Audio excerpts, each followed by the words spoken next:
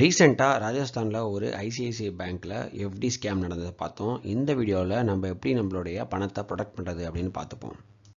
அந்த பர்டிகுலர் ஆரம் யூஸ் பண்ண லூப் ஹோல் பார்த்தீங்கன்னா லாங் டேர்ம் எஃப்டிஸ், அதாவது இப்போ 2025 போட்டு 2035 தான் எடுக்க போகிறாங்க.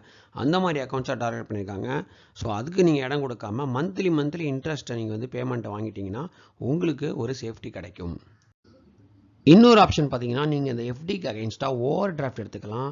ஸோ நிறையா பேங்க்ஸில் 90% வரைக்கும் ஓவர் டிராஃப்ட் அலோவ் பண்ணுறாங்க. ஸோ 10 lakhs நீங்கள் எஃப்டி போட்டிருந்தீங்க அப்படின்னா 9 lakhs வரைக்கும் உங்களுக்கு இந்த ஓவர் டிராஃப்ட் லிமிட் இருக்கும். ஸோ நீங்கள் அதை மானிட்டர் பண்ணிட்டே வரலாம். நெட் பேங்கிங் இருந்தால் இன்னும் நல்லாவே நீங்கள் ட்ராக் பண்ணலாம். இல்லை எனக்கு ரெண்டுமே வேணாம், நான் லாங் டேர்மாக ஒரு 10 yearsக்கு ஒரு இதில் போட போகிறேன் அப்படின்னு பார்த்தீங்கன்னா நீங்கள் conservative hybrid mutual fund try பண்ணலாம். ஸோ இது ஹிஸ்டாரிக்கலாக எஃப்டி ரிட்டர்ன்ஸ் பீட் பண்ணியிருக்கு. ஒரு 5 years 10 years டைம் ஃப்ரேமில் எஃப்டியை பீட் பண்ணியிருக்காங்க. அதே மாதிரி மியூச்சுவல் ஃபண்ட் உங்களுக்கு ஸ்டேட்மெண்ட் கிடைக்கும். எவ்ரி டிரான்சாக்ஷன் உங்கள் ஃபோலியோவில் ஸ்டேட்மெண்ட் எடுத்துக்கலாம். ஸோ பெட்டர் ட்ராக்கிங் இருக்கும் தேன் எஃப்டிஸ்.